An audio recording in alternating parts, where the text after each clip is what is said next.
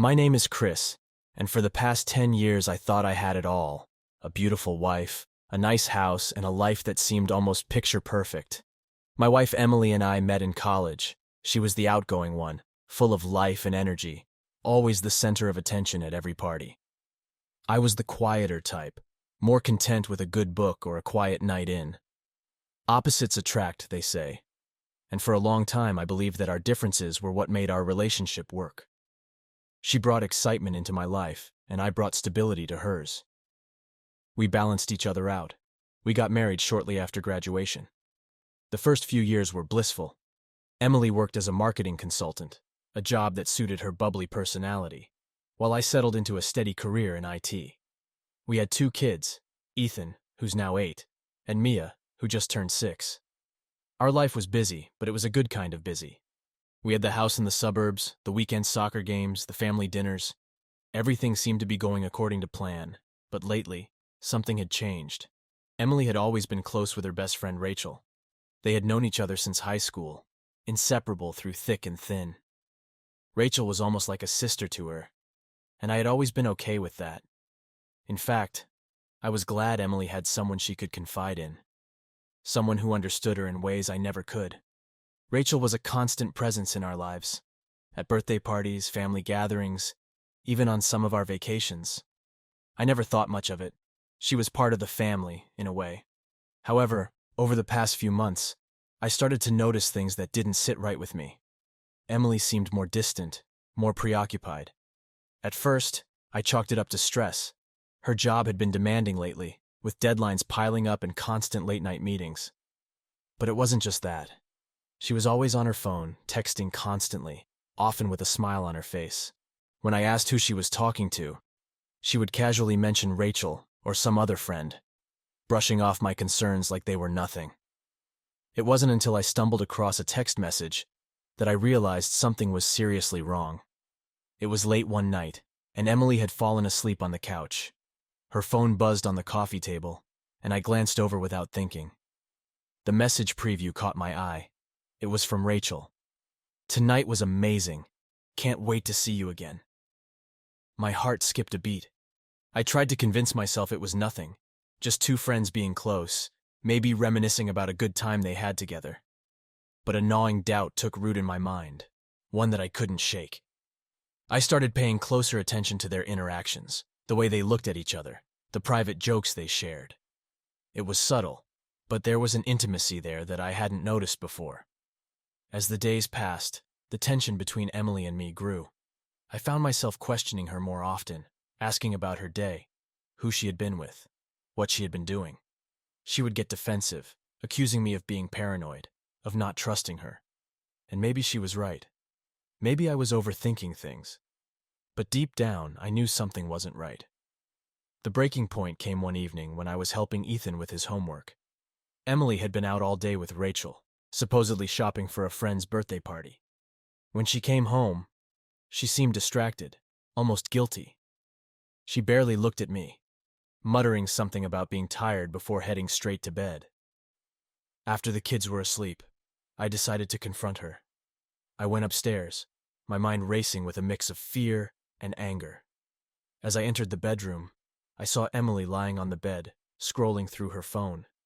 I stood there for a moment, watching her, trying to summon the courage to say what was on my mind. "Emily, we need to talk," I finally said, my voice barely above a whisper. She looked up, startled. "About what?" she asked, feigning innocence. "About Rachel, about what's really going on between you two." Her eyes widened, and for a split second, I saw something flash across her face, guilt, fear, maybe even regret. But it was gone as quickly as it came, replaced by a look of defiance. "There's nothing going on, Chris. You're being ridiculous." "Am I?" I shot back, my voice rising. "Because it sure doesn't feel that way. I saw the text, Emily. I know something's not right." For a moment, she said nothing. Then she sighed and put her phone down. "You're overreacting," she said, her tone cold and dismissive. "Rachel is my best friend. We hang out. We talk. That's it. You need to stop making something out of nothing." But it didn't feel like nothing. It felt like everything. And as I stood there staring at the woman I thought I knew better than anyone, I realized that whatever was going on between her and Rachel, it was tearing our marriage apart. And the worst part was, I wasn't sure if I wanted to know the truth, because once I did, there would be no going back. The days after my confrontation with Emily were filled with a tense silence that hung in the air like a thick fog.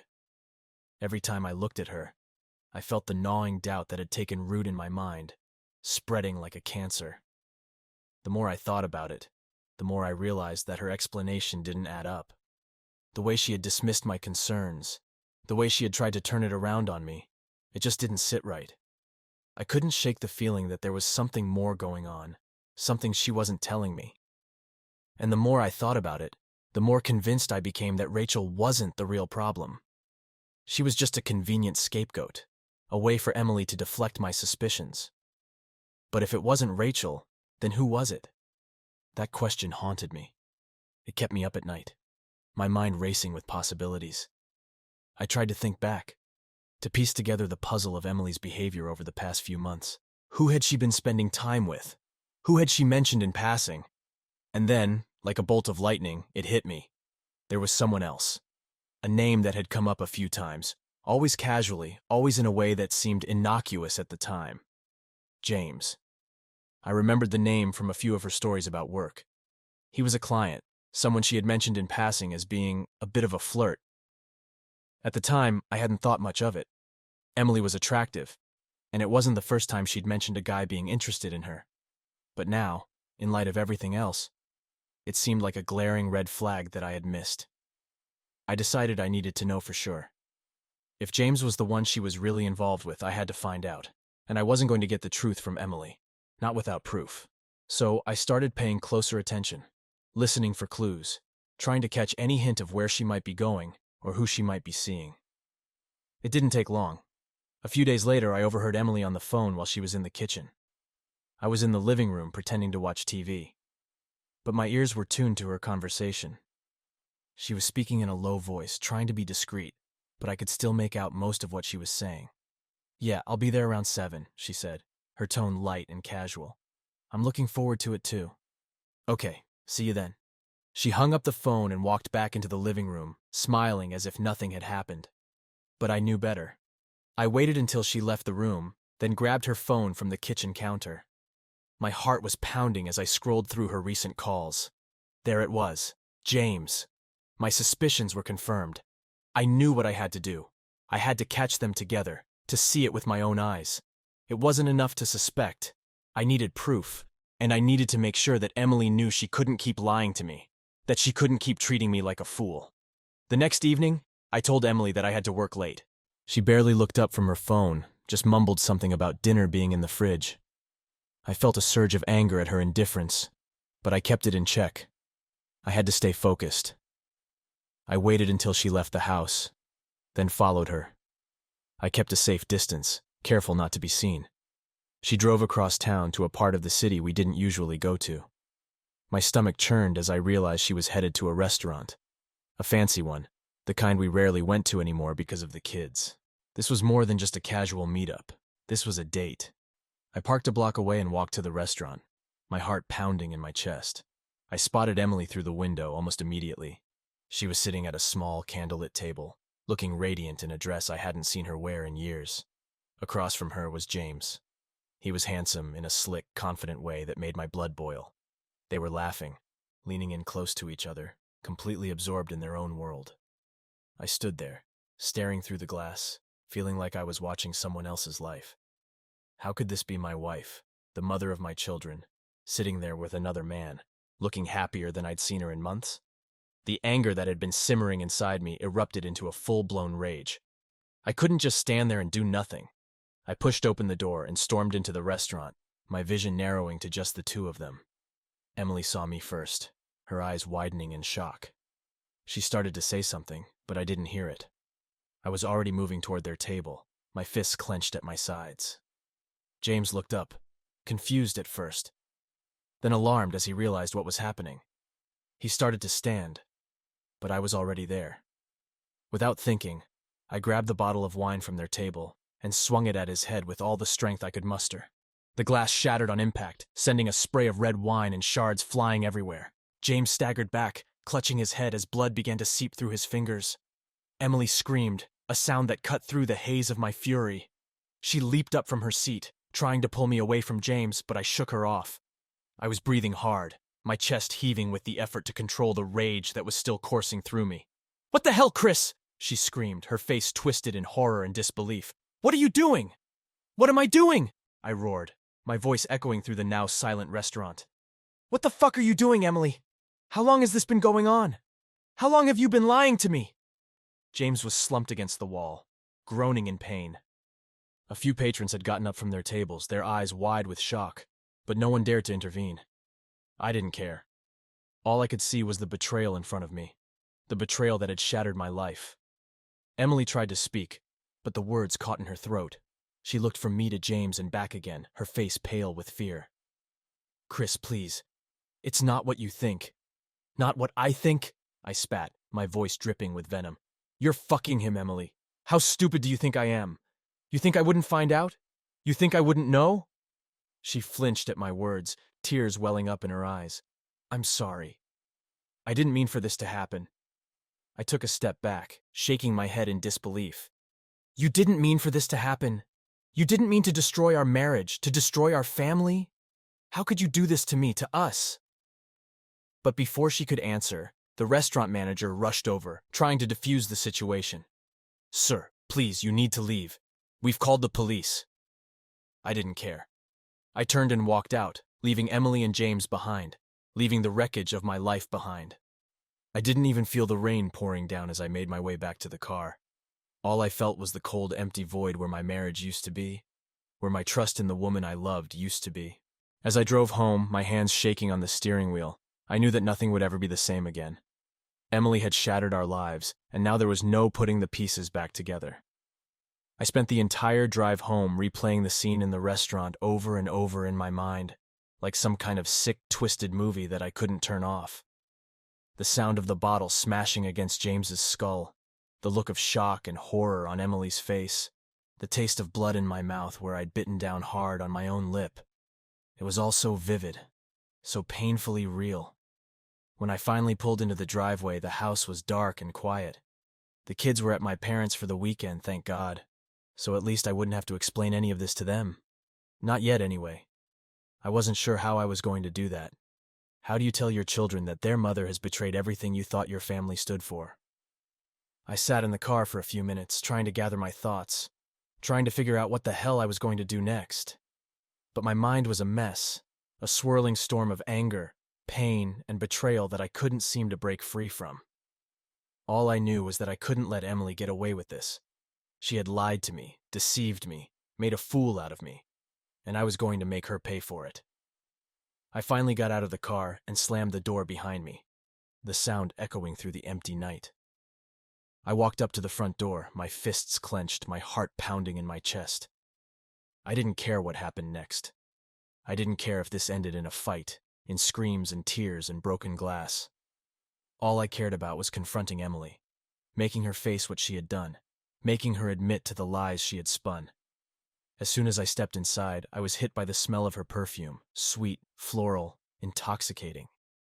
It made my stomach turn. I kicked off my shoes, not caring where they landed, and headed straight for the living room. Emily was sitting on the couch, her head in her hands, her shoulders shaking as she sobbed. The sight of her crying filled me with a bitter mix of satisfaction and disgust. Part of me wanted to comfort her, to take her in my arms and tell her everything would be okay, that we'd figure this out. But the other part of me, the part that had seen her in that restaurant with James, laughing and flirting like a schoolgirl, wanted to scream at her, to make her feel even a fraction of the pain she had caused me. "What the fuck is wrong with you, Emily?" I demanded, my voice harsh and cold as I stormed into the room. She looked up, her eyes red and swollen, her face streaked with tears. "Chris, I'm so sorry. I didn't mean for any of this to happen. Didn't mean for it to happen," I repeated, my voice dripping with sarcasm. "So what? You just tripped and fell into his bed? Is that it? You just accidentally started fucking him behind my back?" Her face crumpled at my words, and she buried her face in her hands again. "It wasn't like that. I didn't want to hurt you, Chris. I didn't want any of this. I couldn't believe what I was hearing. After everything, she was still trying to play the victim, still trying to act like this was some kind of tragic accident that she had no control over. The rage that had been simmering inside me boiled over, and I took a step toward her, towering over her as she sat there, broken and pathetic. "Don't give me that bullshit, Emily!" I shouted, my voice echoing off the walls. "You knew exactly what you were doing! You knew the moment you started fucking him that you were betraying me, betraying our family! How long, Emily? How fucking long has this been going on?" She flinched at the venom in my voice but didn't look up. "A few months," she whispered, her voice barely audible. "A few months?" I repeated, my heart sinking. Jesus Christ, Emily, how could you do this? How could you lie to me, to our kids, to everyone? Did you even care about us at all? Or was it all just some fucking game to you? "I cared," she sobbed, finally looking up at me with tear-filled eyes. "I still care. I love you, Chris. I never stopped loving you. Don't you fucking dare say that to me," I snarled, taking another step closer. "You don't love me. You wouldn't have done this if you loved me." "I do," she insisted, her voice rising in desperation. "I do love you, Chris. I was so lonely. You were always working, always too busy. And James, he was there. He listened to me. He made me feel wanted." The words hit me like a punch to the gut. Loneliness. That was her excuse.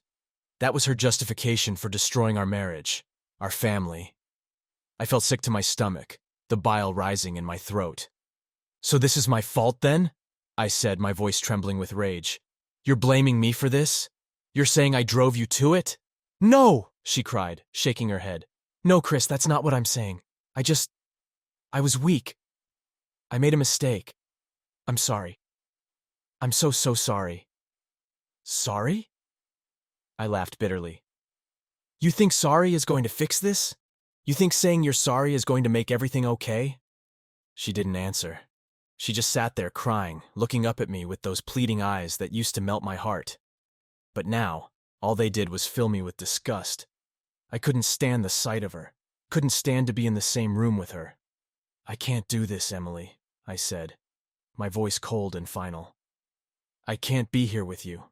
I can't look at you. I need to get out of here before I do something I'll regret." "Chris, please," she begged, reaching out to grab my hand. "Please don't leave. We can work through this. We can fix this." I yanked my hand away, glaring down at her. "Fix this? How the fuck do you expect to fix this? There's nothing left to fix, Emily. You destroyed it. You destroyed us." She recoiled as if I had slapped her, her eyes widening in fear and shock. For a moment, I thought she might say something else, try to plead with me again. But instead, she just sat there, staring up at me, her face pale and tear-streaked, as if she finally understood just how badly she had fucked up. I turned on my heel and stormed out of the living room, heading for the front door. I needed to get out of there, to get away from her, to get some air. I grabbed my keys off the table by the door, yanked it open, and stepped out into the cool night air. As I stood there breathing heavily, my mind racing, I heard Emily call after me, her voice shaky and desperate. "Chris, please don't leave." But I couldn't stay. I couldn't be in the same house with her, not after everything, so I did the only thing I could think of. I got into my car, started the engine, and drove off into the night. As I sped down the dark, empty streets, the adrenaline from the confrontation began to fade, leaving me feeling hollow, empty. The reality of what had just happened, of what my life had become, hit me like a ton of bricks. My wife had betrayed me, and now my marriage, the life I had worked so hard to build, was crumbling around me. The tears I had been holding back finally broke free, streaming down my face as I drove aimlessly with no destination in mind. I had no idea where I was going or what I was going to do. All I knew was that I couldn't go back to that house. Not tonight. Maybe not ever. I had never felt so alone in my entire life. After what felt like hours, I finally pulled over into an empty parking lot, turned off the engine, and sat there in the silence, my head resting on the steering wheel. I didn't know how long I stayed there, but eventually the tears dried up, leaving me feeling numb, exhausted, and utterly defeated. I knew that when the sun rose, I would have to go back. I would have to face Emily again, face the wreckage of our marriage, figure out what the hell I was going to do next. But for now, all I could do was sit there in the darkness, trying to come to terms with the fact that the woman I had loved, the woman I had trusted with my heart and soul, had shattered my life beyond repair. And the worst part was, I wasn't sure if I'd ever be able to put the pieces back together. The next morning, I woke up in my car, my neck stiff and sore from sleeping in such an awkward position. The sun was just beginning to rise, casting a pale, golden light across the empty parking lot. For a moment, I was disoriented, unsure of where I was or why I was there. But then, the events of the previous night came rushing back, hitting me like a freight train. Emily, James, the betrayal, the confrontation. It all played out in my mind like a twisted nightmare that I couldn't escape from. I knew I had to go back. I had to face Emily, figure out what the hell we were going to do next. But as I sat there in the car, staring out at the empty lot, a new emotion began to take root inside me. Something dark, something cold and calculating. Revenge. Emily had destroyed our marriage, torn our family apart, and shattered the trust I had placed in her. And for what? For some cheap thrill with a man who meant nothing to her? No, I couldn't let her get away with that. She needed to pay for what she had done, for the pain she had caused, for the lies she had told, for the life she had ruined. And I was going to make sure she felt every ounce of the suffering she had inflicted on me. The drive back home was a blur, my mind racing with thoughts of how I could exact my revenge on her. By the time I pulled into the driveway, I had a plan that was as cruel as it was simple. I was going to destroy her life the same way she had destroyed mine. When I walked through the front door, the house was eerily quiet.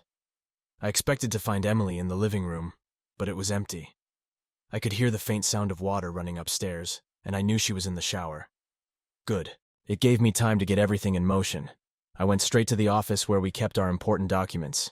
I rifled through the drawers until I found what I was looking for: our financial records, our bank statements, our investment portfolios. I knew exactly where the money was, how much we had saved, how much was in each account. I had been the one to manage our finances, to make sure we were always secure. And now, I was going to use that knowledge to turn Emily's world upside down. I spent the next hour transferring funds out of our joint accounts and into a separate account that only I had access to. Every dollar, every cent that we had saved together, I moved out of her reach. It was meticulous work, but I was fueled by a cold, hard determination. I left just enough in the accounts to cover the essentials: bills, mortgage payments, the kids' school fees, but everything else was mine. She wasn't going to get a penny more than what she absolutely needed. Once that was done, I moved on to the next part of my plan. I knew that Emily had always been proud of her social circle, of the image she projected to the world. She loved being the center of attention, loved the admiration she received from her friends and colleagues. It was one of the things that had drawn me to her in the first place, her confidence, her charisma. But now, that same pride was going to be her downfall. I pulled out my phone and started composing a message. It was a simple message, just a few lines, but it carried the weight of a bombshell. I made sure to include all the important details: the affair, the lies, the betrayal. I didn't hold back. I wanted everyone to know exactly what kind of person Emily was, what she had done to me, to our family. Once I was satisfied with the message, I scrolled through her contact list, selecting every name I recognized: her friends, her colleagues, her family. I wanted to make sure everyone knew. I hit send, watching as the message was delivered to dozens of people in her life. The fallout would be catastrophic, and that's exactly what I wanted. By the time Emily came downstairs, dressed in her bathrobe, her hair still damp from the shower, I was sitting at the kitchen table, sipping a cup of coffee as if nothing was wrong. She paused in the doorway when she saw me, her eyes red and puffy from crying. "Chris, we need to talk," she began, her voice trembling. I looked up at her, my expression unreadable. "Oh, we'll talk, Emily. But first, why don't you check your phone?" She frowned, clearly confused, but did as I suggested. She picked up her phone from the counter and unlocked it. I watched as her face drained of color, her eyes widening in horror as she read the messages that were flooding in. "What did you do?" she whispered, her voice barely audible. "What did I do?" I repeated, my tone mocking. "I did what you deserved, Emily. I let everyone know what kind of person you really are. I told them all about your little affair, about how you destroyed our marriage. How does it feel, Emily? How does it feel to have your life fall apart in front of your eyes?" She dropped her phone onto the counter, her hands shaking as she stared at me in disbelief. "Chris, please. You didn't have to do this." "Didn't I?" I shot back, my voice cold and hard. "You ruined everything, Emily. You threw away our life, our family, for what? A fling? You think I'm just going to sit back and let you walk away from this unscathed? No. You're going to suffer. You're going to feel every ounce of the pain you caused me." She sank down onto a chair, her legs giving out beneath her. You can't just ruin my life like this." I leaned forward, my eyes boring into hers. "Watch me." The look on her face was one of pure devastation, but I didn't feel any sympathy. Not anymore. I had loved this woman, had given her everything, and she had thrown it all away. She deserved everything that was coming to her, and I was going to make sure she got it. Over the next few days, the full extent of what I had done began to unfold. Emily's phone didn't stop buzzing with calls and messages, each one more frantic than the last. Her friends were turning on her. Her colleagues were gossiping behind her back. Her reputation was in shambles. The carefully constructed life she had built for herself was crumbling, and there was nothing she could do to stop it. She tried to fight back, of course. She called her friends, tried to explain, tried to salvage what was left of her social standing, but it was no use. The damage had been done, and it was irreversible. No one wanted to be associated with a woman who had been publicly exposed as a liar and a cheat. Her job, her social life, everything she had worked so hard to maintain was slipping through her fingers. But that wasn't enough for me. I wanted to make sure that Emily understood exactly what she had lost. I began to make changes around the house, subtle at first, but increasingly bold as the days went on. I moved out of our bedroom and into the guest room, refusing to share a bed with her. I stopped talking to her unless it was absolutely necessary, giving her the cold shoulder at every opportunity.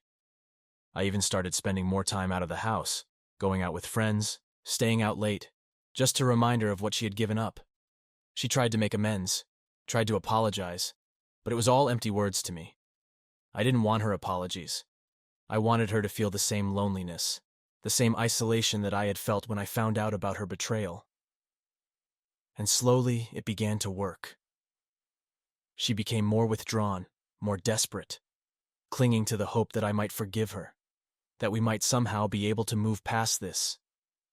But I had no intention of forgiving her. Not now, not ever. She had made her bed, and now she was going to lie in it. The final nail in the coffin came when I started making arrangements to sell the house. It was a drastic move, but it was necessary. I didn't want to live in a place that was filled with memories of a life that no longer existed. I wanted a fresh start, a clean slate, and that meant getting rid of everything that tied me to the past. When I told Emily about my decision, she broke down completely. She begged me not to sell the house, not to take away the last shred of stability she had left. But I was resolute. This was my way of cutting ties, of severing the bond that had once held us together. I didn't care about the house, about the memories it held. All I cared about was getting out, moving on, leaving her behind. As the weeks went by, Emily became a shell of the woman she had once been. The vibrant, confident woman I had fallen in love with was gone, replaced by someone who was broken, defeated, and utterly lost. She had nothing left, no friends, no job, no reputation, and it was all her fault. When the house finally sold, I packed up my things and left without looking back. Emily begged me to stay, to give her one more chance, but I was done. I was finished with her, finished with the lies, the deceit, the betrayal. I was ready to start a new life, one where she no longer had any place. As I drove away from the house that had once been our home, I felt a strange sense of peace wash over me. The anger, the rage, the bitterness, they were all gone, replaced by a calm resolve. I had done what I needed to do, and now it was time to move on. Emily had gotten what she deserved, and now it was time for me to find my own path, to rebuild my life from the ground up, without her. After leaving Emily behind, I thought I would feel a sense of closure, a finality to the chapter of my life that she had so ruthlessly torn apart. But as the days passed, a new kind of anger began to bubble up inside me. An anger that wasn't directed at Emily, but at James. The man who had so casually stepped into my life, seduced my wife, and destroyed everything I had worked for. It wasn't enough to have ruined Emily. I needed to make sure that James felt the full weight of his actions too. The thought of him enjoying his life, going about his days without a care in the world, made my blood boil. He had been the spark that ignited the explosion that was now my broken marriage, and I wasn't going to let him get away with it. He needed to be held accountable, to suffer the consequences of what he had done, and I was going to be the one to deliver those consequences. I started by digging into James's life. I knew he was a client of Emily's, but I didn't know much beyond that. It didn't take long to find out more. A few quick searches online, and I had all the information I needed: where he lived, where he worked, who his friends were. I even found out that he was married, with a wife who was completely unaware of the affair he was having with Emily. The irony was almost too perfect. I decided that the best way to hurt James was to hit him where it would hurt the most: his career and his marriage. He had taken everything from me, so I was going to take everything from him. My first move was to gather evidence. I still had Emily's phone, and it didn't take much to find the messages she had exchanged with James. There were texts, emails, even photos, everything I needed to expose their affair. I took screenshots of the most damning messages, the ones that would leave no room for doubt about what had been going on between them. Then, I put them all together in a neat little package, ready to be sent to his wife. But I wasn't done yet. I wanted to make sure that James's professional life was ruined too. I knew from Emily that he worked at a high-end investment firm, a place where reputation and integrity were everything. If his bosses found out about his affair, especially with a client's wife, it would be the end of his career. I composed an email to his firm's HR department, attaching the same evidence I had gathered for his wife. I wrote it anonymously, but I made sure to include enough details to make it clear that this wasn't just a baseless accusation. I wanted to make sure they understood the seriousness of what had happened, that they couldn't just sweep it under the rug. When I was satisfied with the email, I hit send, feeling a twisted sense of satisfaction as I watched it disappear into the ether. I could imagine the fallout, the way his life would unravel just as mine had. But I wasn't finished yet. I still had one more move to make, one that would make sure James knew exactly who was responsible for his downfall. I waited a few days, biding my time until I was sure that the emails had done their work. Then I drove to his house. It was a nice place, upscale and elegant, just like everything else about him. I parked a block away and walked the rest of the distance, keeping to the shadows, making sure I wouldn't be seen. When I reached his driveway, I saw that his car was parked there. Perfect. I walked up to it, pulling out the can of spray paint I had brought with me. I wasn't sure if his wife was home, but I didn't care. This wasn't about being subtle. It was about making a statement. I started with the driver's side, scrawling the word cheater in big bold letters across the door. The paint was bright red, stark against the sleek black of the car. I moved around to the hood, adding more words: liar, homewrecker, scum. By the time I was done, the car was completely defaced, a bright red testament to his sins. I stepped back, admiring my handiwork, feeling a sense of grim satisfaction settle over me. But I wasn't done yet. I had one more thing to do, one final message to deliver. I pulled out my phone and took a picture of the car, making sure to capture every angle, every word. Then I sent it to James. No message, no explanation, just the picture. I wanted him to see what I had done, to know that this was just the beginning of the hell I was going to bring down on him. As I stood there, waiting for a response, I heard the front door open. I turned to see James stepping out, his face pale as he took in the sight of his car.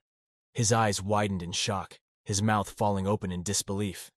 For a moment, he just stood there, staring at the car, as if he couldn't believe what he was seeing. Then he looked up and saw me. Our eyes locked, and I could see the fear in his expression, the realization that his life was about to be turned upside down. He opened his mouth to say something, but I cut him off. "You took everything from me," I said, my voice low and cold. "Now it's my turn." "Chris, wait," he started, but I didn't let him finish. I took a step toward him, my hands clenched into fists at my sides. "You think you can just fuck my wife and get away with it? You think you can destroy my life and walk away without any consequences? Chris, I'm sorry, he said, his voice trembling. I never meant for any of this to happen. Save your apologies, I snapped. They mean nothing to me. You made your choices, James, and now you're going to live with the consequences. He took a step back, his eyes darting around as if he was looking for a way out. But there was no way out. Not for him. I had him cornered, and he knew it. Please, he said, his voice shaking. Let's just talk about this. There's nothing to talk about, I said, my voice hard as steel. You ruined my life, James. Now it's time for you to pay the price. I could see the panic in his eyes. The realization that there was nothing he could say that would change what was coming. He knew that I wasn't going to let this go. That I wasn't going to just walk away and let him off the hook. I took another step toward him and he flinched, raising his hands as if to defend himself. Chris, please. But I didn't give him a chance to finish. I lunged at him, grabbing him by the collar and slamming him up against the side of his house. He let out a strangled gasp, his eyes wide with fear as he struggled to break free. You think you can just fuck with me and get away with it? I snarled, my face inches from his. You think you can take what's mine and not pay the price? Chris, I'm sorry, he gasped. But I tightened my grip, cutting off his words. You're going to lose everything, James, I hissed. Your job, your wife, your reputation, everything. And when you do, I want you to remember this moment. I want you to remember that this is what happens when you fuck with someone's life. I shoved him away from me, and he stumbled, nearly falling to the ground. He looked up at me, his face pale, his eyes wide with fear and desperation. Stay away from me, I warned, my voice cold as ice. Stay away from my family. If I see you again, if I even hear your name, I won't stop at ruining your life. I'll end it. He stared at me, his mouth opening and closing, as if he was trying to find the words to respond. But there was nothing he could say, nothing that would make any difference. He had already lost, and he knew it. I turned and walked away, leaving him standing there in the driveway, his life in shambles. As I got into my car and drove away, I felt a strange sense of satisfaction settle over me. It wasn't the kind of satisfaction that came from winning, from achieving something great. It was the cold, dark satisfaction of knowing that I had taken my revenge, that I had made him pay for what he had done. James would never recover from this. His marriage, his career, his reputation, they were all destroyed. Just like mine had been. And that was exactly what I wanted. I wanted him to suffer, to feel the same pain, the same hopelessness that I had felt. As I drove back to my new place, I felt a weight lift off my shoulders. The rage, the bitterness, the thirst for revenge, they were all gone, leaving behind only a calm, cold emptiness. I had done what I needed to do, and now it was over. I had taken my revenge on Emily, and now on James. They had both destroyed my life, and I had made sure that they paid the price. And now I could finally move on, knowing that they would never forget the consequences of their betrayal. The weeks following my confrontation with James passed in a blur. I threw myself into work and spent more time with my kids, who were staying with my parents after the sale of the house. I avoided thinking too much about the past, about Emily, about the life we once had. But I knew that I couldn't avoid it forever. There was one last thing I needed to do before I could truly move on: file for divorce. I hadn't seen much of Emily since I left her in that house. I knew she was struggling, that she had lost nearly everything: her social circle, her job, even the house we had shared. But I didn't care. She had brought this on herself, and I had no sympathy left to offer. The only thing that mattered now was making sure that our separation was as clean and final as possible, especially for the sake of our kids. I arranged to meet Emily at a local coffee shop. It was a neutral place, somewhere public, where emotions wouldn't be able to run too high. I had a folder full of paperwork with me, documents outlining the terms of the divorce, the custody arrangements for Ethan and Mia, the division of assets. I wanted to make sure that everything was laid out clearly, that there were no loose ends left to tie up.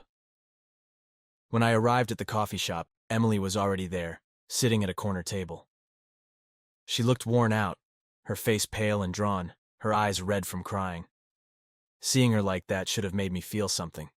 Pity, maybe, or even a flicker of the love I once had for her. But all I felt was a cold detachment, a sense of duty to get this over with. "Chris," she said softly as I approached, her voice barely above a whisper. Emily, I replied, taking a seat across from her. I placed the folder on the table between us and pushed it toward her. We need to talk about the divorce. She stared at the folder for a moment, then looked up at me, her eyes filled with a mix of fear and resignation. I guess we do, she murmured. I opened the folder and pulled out the first document. This outlines the terms of the divorce, I began, keeping my voice professional and detached. I've requested joint custody of Ethan and Mia, with the understanding that they'll stay primarily with me. You'll have visitation rights, of course, but I think it's best if they have stability right now. Emily nodded, her hands trembling slightly as she reached for the document. I agree, she said, her voice cracking. I just want what's best for them. I've also included a division of assets, I continued, flipping to the next page. Since the house has already been sold, the proceeds will be split evenly. I've made sure to leave enough in the joint accounts to cover your immediate expenses until you can get back on your feet. She looked up at me, her eyes filled with tears. Chris, I don't care about the money. I just want to make this right. I leaned back in my chair, crossing my arms over my chest. There's nothing left to make right, Emily. This is just about making sure everything is handled properly, for the kids' sake. I know, she whispered, wiping her eyes with the back of her hand. But I still love you, Chris. I know I've ruined everything, but I love you. And I never wanted this to happen. I sighed, running a hand through my hair. Emily, love isn't enough anymore. You made choices that destroyed our marriage, and there's no going back from that. This divorce is the only way forward. She looked down at the table, her shoulders slumping in defeat. I don't know how to do this. I don't know how to let go. I shook my head, feeling a pang of frustration. You don't have a choice, Emily. This is happening, whether you like it or not. The only thing we can do now is make sure it's as painless as possible for the kids. She nodded slowly, picking up the pen that I had placed on the table. You're right, she said, her voice barely audible. I don't have a choice. She began to sign the documents, her hands shaking as she scribbled her name on each page. I watched her silently, feeling a strange mix of relief and sadness. This was the end of our marriage, the final nail in the coffin. And even though I knew it was the right thing to do, it still felt like a loss, like the end of something that had once meant everything to me. When she finished, she placed the pen down and looked up at me, her eyes filled with tears. Is this really it, Chris? Is this really the end? I nodded, my expression hardening. Yes, Emily, this is the end. There's no going back from what's happened. She reached across the table, her fingers brushing against mine. I know I can't undo what I've done, she said, her voice trembling. But I'll spend the rest of my life trying to make up for it. I want to be a good mother to Ethan and Mia. I want to be the best version of myself, even if it's too late for us. I pulled my hand away, refusing to be drawn into her emotions. Focus on being a good mother, I said coldly. That's all that matters now. She nodded, tears spilling down her cheeks. I'm so sorry, Chris. I'm sorry for everything. Sorry isn't enough, I replied, standing up from the table. I'll have my lawyer file the papers. You'll be served within the week. She looked up at me, her eyes pleading. Chris, can we at least try to be civil, for the kids' sake? I don't want them to hate me. I don't want them to grow up thinking their parents despised each other. I paused, considering her words. As much as I wanted to walk away from her and never look back, I knew that she was right. Our kids didn't deserve to be caught in the middle of our animosity.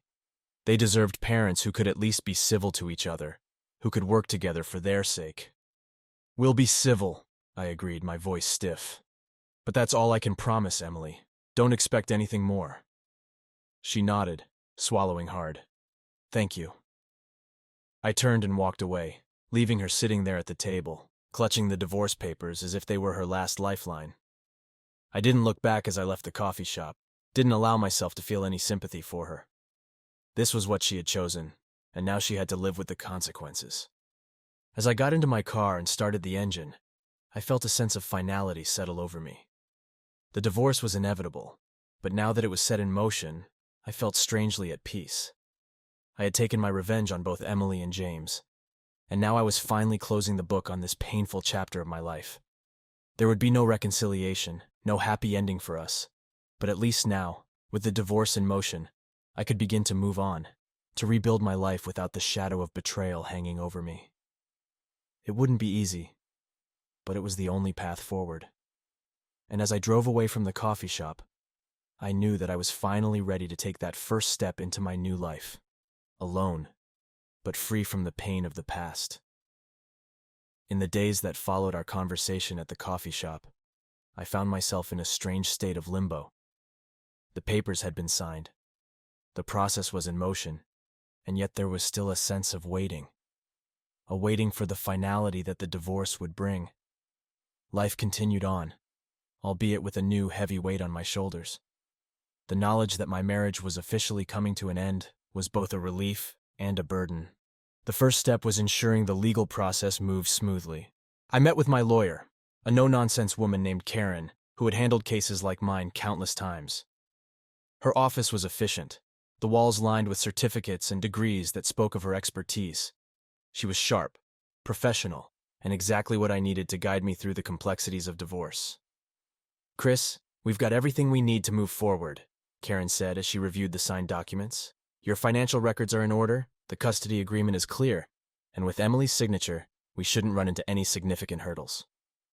I nodded, feeling a mix of emotions as I sat across from her desk. "What happens next?" "We'll file these papers with the court," Karen explained, her tone matter-of-fact. "Once they're filed, Emily will be served officially. From there, it's just a matter of waiting for the court date. Given that you've both agreed to the terms, it should be a straightforward process. The judge will review everything, and if all goes as expected, you'll be legally divorced within a few months." A few months. The words hung in the air, a timeline that felt both too short and unbearably long. I wanted this chapter of my life to be over, but the thought of being legally free from Emily within such a short time frame was jarring. "What about the kids?" I asked, my voice softer. "How do we make sure they're okay through all of this?" Karen softened slightly, sensing the shift in my tone. "That's going to be the most delicate part of this process, Chris. You and Emily need to be on the same page when it comes to co-parenting. The agreement you've signed gives you primary custody, but it's important to make sure the transition is as smooth as possible for Ethan and Mia." "I know," I replied, running a hand through my hair. "I don't want them to suffer because of our mistakes." "They're going to need a lot of reassurance from both of you," Karen said. "Keep communication open with Emily about the kids, and try to maintain some consistency in their lives. They need to know that, even though you and Emily are no longer together, you both still love them and are there for them." I nodded, taking in her words. "Do you think they'll be okay?" Karen offered a small, reassuring smile. "Kids are resilient, Chris. It won't be easy, but with the right support, they'll get through this, and so will you." I left Karen's office feeling slightly more at ease, knowing that the legal side of things was being handled by someone competent and experienced. But the emotional side of things was another matter entirely. I knew I had to be strong for my kids, to make sure they felt secure and loved during this tumultuous time. But I also knew that the road ahead was going to be difficult, for all of us. Over the next few weeks, I focused on settling into my new routine. I moved into a small apartment close to my parents' house where Ethan and Mia were still staying. The place was modest, but it was mine, and it was a start. I took time off work to spend with the kids, easing them into the new reality of our lives. Explaining the situation to Ethan and Mia was one of the hardest things I've ever had to do. We sat down in my parents' living room, and I took a deep breath, trying to find the right words. "Mom and I have decided that it's best for us to live separately," I began, keeping my voice as calm and gentle as possible. "It doesn't mean we love you any less. We both love you very much, and that will never change. But sometimes, adults need to make difficult decisions to be happy and healthy." Ethan, who was always more perceptive than his age suggested, looked at me with wide, worried eyes. "Does that mean you and Mom are getting a divorce?" I nodded, feeling a lump form in my throat. "Yes, buddy, it does. But it doesn't change how much we care about you and Mia. You'll still see both of us, and we'll still do things together as a family. It's just going to be a little different now." Mia, who was younger and less aware of what was happening, looked confused. "But why can't we all live together?" "It's hard to explain, sweetheart," I said, reaching out to stroke her hair. "But just because Mom and I won't be living together doesn't mean we aren't still a family. We're always going to be your parents, and we're always going to love you." They both had tears in their eyes, and I could see the fear and uncertainty in their expressions. It broke my heart to see them like that, but I knew that honesty was the only way to help them through this.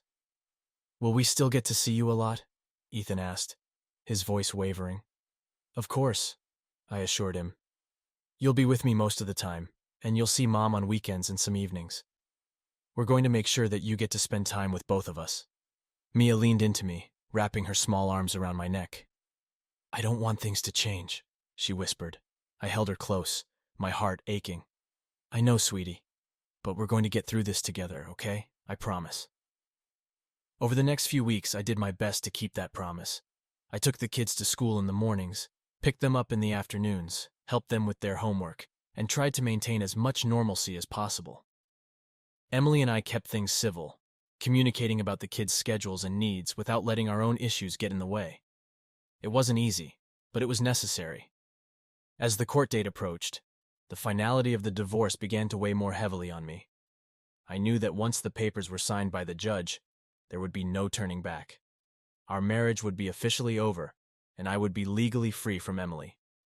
But that freedom came with a cost that included the loss of the family we had once been. On the day of the court hearing, I dressed in a suit and tie, trying to steel myself for what was about to happen. I met Karen outside the courthouse, and we walked inside together. The courtroom was small and impersonal, a stark contrast to the emotional weight of what was happening.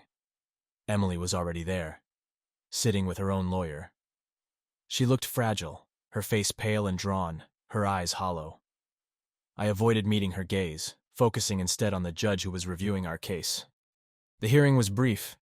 The judge asked a few questions, confirmed that we had both agreed to the terms of the divorce, and then signed the papers with a flourish. Just like that, it was done. Our marriage was over.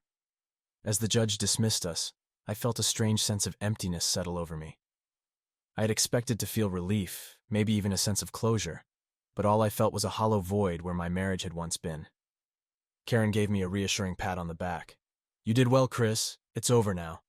You can start moving forward." I nodded, not trusting myself to speak.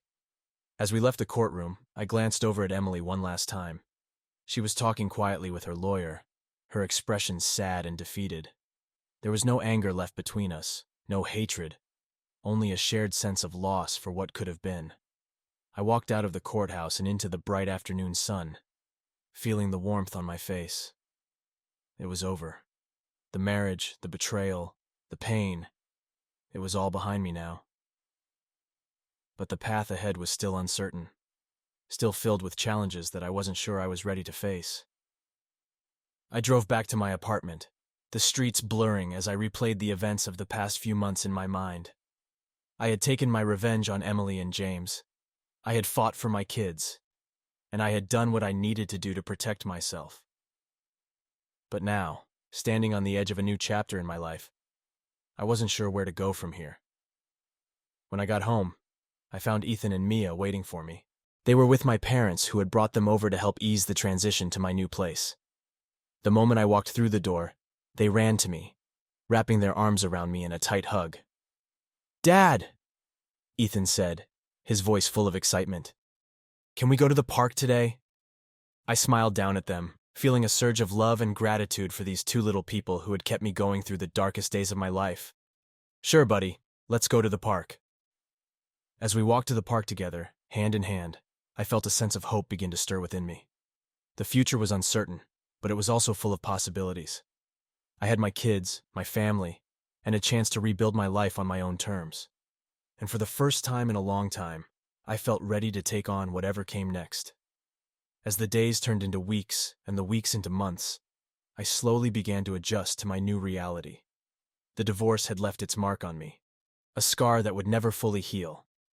But it also opened up a path to a future that was no longer tied down by the pain of the past. With Ethan and Mia by my side, I focused on building a new life. one that was centered around them and the possibilities that lay ahead. Living in the small apartment was an adjustment, but it was one we quickly adapted to. The space was cozy, and we made it our own, decorating the walls with photos of happier times and artwork the kids had made in school. It wasn't the house they had grown up in, but it was our home now. A place where we could start fresh. I made a point to establish routines that would bring some stability back into our lives. Every morning I would wake up early to make breakfast for Ethan and Mia, enjoying the quiet moments before the day began in earnest. We'd talk about their plans for the day, what they were looking forward to, and any concerns they had. Those morning conversations became a cornerstone of our new life, a way to stay connected and ensure that they felt supported and loved. After school, I'd help them with their homework, and we'd often spend the evenings playing board games or watching movies together.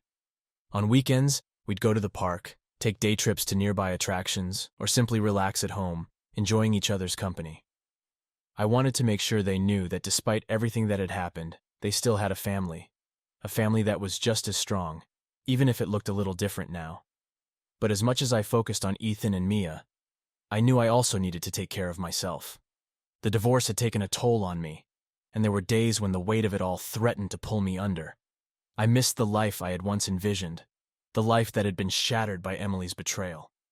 But I also knew that dwelling on the past wouldn't help me move forward. I decided to start seeing a therapist, someone who could help me process the emotions I'd been holding on to, anger, sadness, resentment, and guide me toward healing. My therapist, Dr. Williams, was a calm and understanding presence, someone who listened without judgment and helped me untangle the complicated web of feelings I'd been carrying. "Chris, you've been through a lot," Dr. Williams said during one of our sessions. "It's natural to feel anger and grief after everything you've experienced. But it's important to remember that these emotions don't have to define you. They're a part of your story, but they're not the whole story." I nodded, taking in her words. "I know I need to let go of the anger," I said quietly. "But it's hard. I feel like it's been fueling me, keeping me going." "It's understandable," she replied. "Anger can be a powerful motivator, but it can also hold you back if you let it consume you. You've already taken important steps to protect yourself and your children. Now, it's about finding peace with what's happened and focusing on the future." "What if I don't know how to do that?" I asked, my voice tinged with uncertainty. "You're already doing it," Dr. Williams said gently. "You're creating a new life for yourself and your children. You're building new routines, finding joy in small moments, and taking care of your mental health. It's a process, Chris, and it's okay if it takes time." As I continued my therapy, I started to feel a shift within myself. The anger that had once burned so hot began to cool, replaced by a sense of acceptance. I couldn't change the past, but I could control how I responded to it. I could choose to let go of the bitterness and focus on the life I was building now, a life that was no longer defined by Emily's betrayal. One of the most significant steps in that journey was learning to forgive. Not just Emily, but myself. I had spent so much time blaming myself for what had happened, wondering if there was something I could have done differently, some way I could have prevented the collapse of our marriage. But through therapy, I realized that holding on to that guilt was only hurting me. Forgiving Emily didn't mean excusing what she had done. It didn't mean forgetting the pain she had caused. But it did mean releasing the hold that anger had over me, allowing myself to move forward without the weight of that resentment dragging me down. And forgiving myself meant acknowledging that I had done the best I could with the information and resources I had at the time. I wasn't perfect, but I was enough. As I let go of the past, I began to open myself up to new possibilities. I reconnected with old friends, people I had lost touch with during the chaos of my marriage. I started going out more, attending social events, and even tried my hand at dating again. It was strange at first, navigating the world of dating as a single father, but I approached it with a sense of curiosity rather than expectation. I met a few women, some of whom were nice, but nothing that felt like more than a casual connection. I wasn't in a rush to find someone new. I wanted to take my time, to make sure that I was truly ready before committing to another relationship. For now, I was content to focus on myself and my kids, to rebuild our lives at a pace that felt right. Ethan and Mia were my constant companions, the bright spots in my life that kept me grounded. Watching them adjust to the changes, seeing their resilience and strength, gave me hope that we were all going to be okay. They still had moments of sadness, times when they missed the way things used to be. But we faced those moments together, with honesty and love. As the months passed, the pain of the divorce began to fade, replaced by a sense of gratitude for the new life I was creating. I learned to find joy in the small things: a sunny afternoon at the park, a quiet evening reading with the kids, a simple meal shared at our little kitchen table. I realized that happiness didn't have to come from big, grand gestures. It could be found in the everyday moments that made up our lives. One evening, after I had put Ethan and Mia to bed, I sat out on the balcony of my apartment, looking out at the city lights twinkling in the distance. The air was cool and crisp, a gentle breeze ruffling my hair.